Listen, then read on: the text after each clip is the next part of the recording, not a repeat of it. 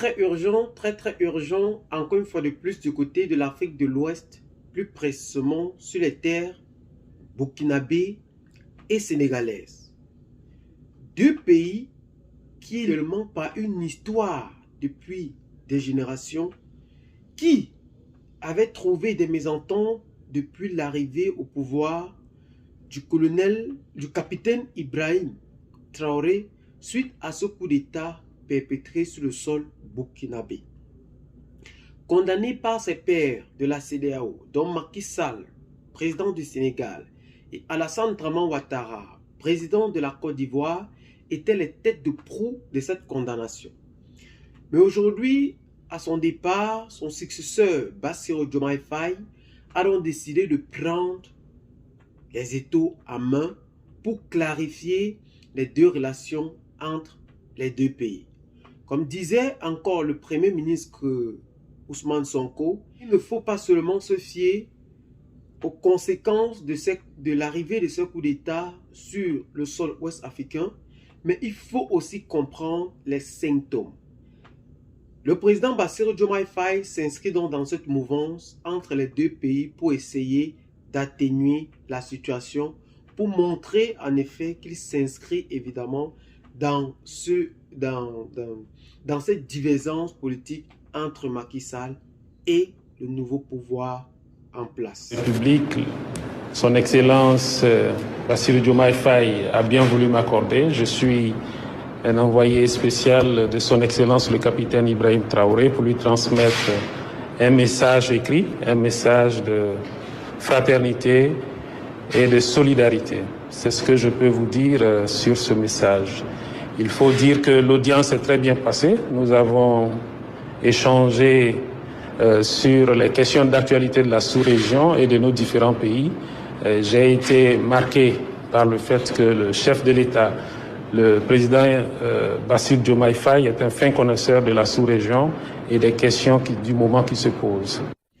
Le président de la transition burkinabé, le capitaine Ibrahim Traoré, a mandaté son ministre de l'administration territoriale, Émile Zerbo, auprès de son homologue et frère du Sénégal, Bassirou Diomaye Faye, pour parler en effet des relations entre l'AES et la CEDEAO.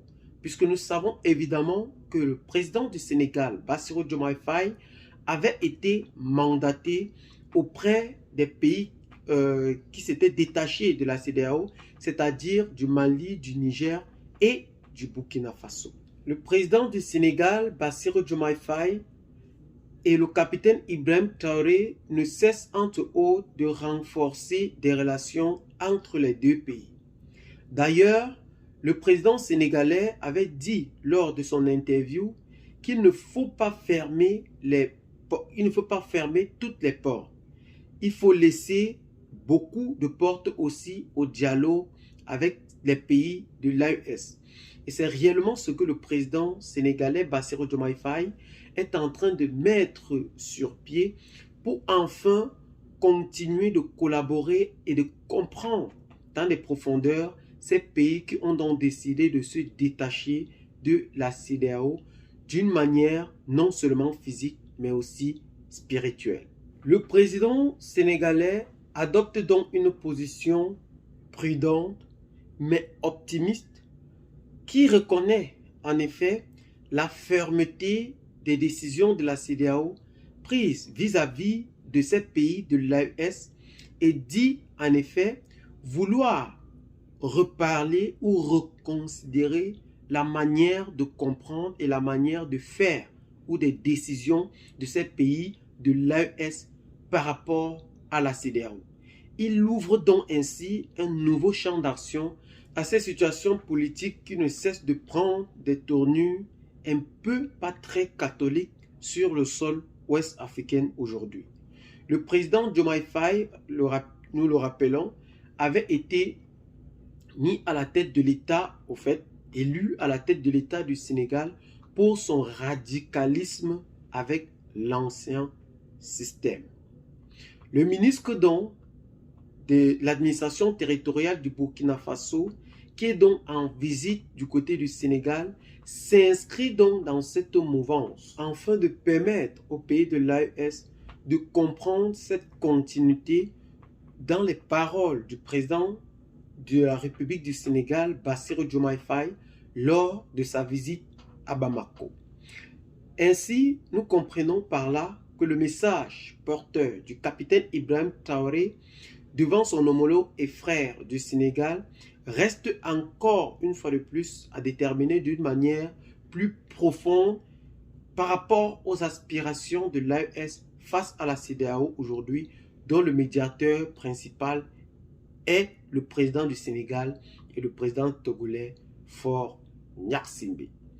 Eh bien les amis, comme vous pouvez le constater, le Burkina Faso, le Mali et le Niger aujourd'hui sont des pays empreints de terrorisme qui ne cessent de s'aggraver de jour en jour vu cette situation actuelle du côté du Sénégal, du Mali, où les terroristes ont décidé de frapper en plein cœur de la capitale de Bamako, où se trouve en effet la base 101 du Mali, où se trouvent des drones et aussi où réside Africa Corps, qui est cette force russe de lutte antiterroriste sur le sol malien. Ces terroristes voulaient prouver en effet qu'ils sont là et qu'ils sont encore bien là et qu'ils peuvent frapper où et quand ils le veulent. Ça, c'est la décision un peu que vient de prendre ces terroristes. Et nous nous rappelons aussi de Barcelogo, du côté du Burkina Faso, où ces attaques terroristes lâches et barbares ne cessent de battre leur plein. Le Niger aujourd'hui, qui a fait un gros bilan d'arrestation de plus de 245 terroristes avec des motos et des blindés ainsi que des armes très très sophistiquées du côté du Niger aujourd'hui, ne cesse de faire la fierté de plus d'un. Ces trois pays aujourd'hui empruntent d'une manière très très gravissime du terrorisme, dont l'arrivée de ces trois hommes militaires à la tête de chaque État avait justifié leur arrivée par la lutte antiterroriste et aussi de promouvoir la souveraineté retrouvée ou le patriotisme avancé de chacun de ces pays. Mais sur ce plan, nous voyons évidemment la baisse très très drastique des tentatives de ces terroristes sur les sols vu les années passées aujourd'hui.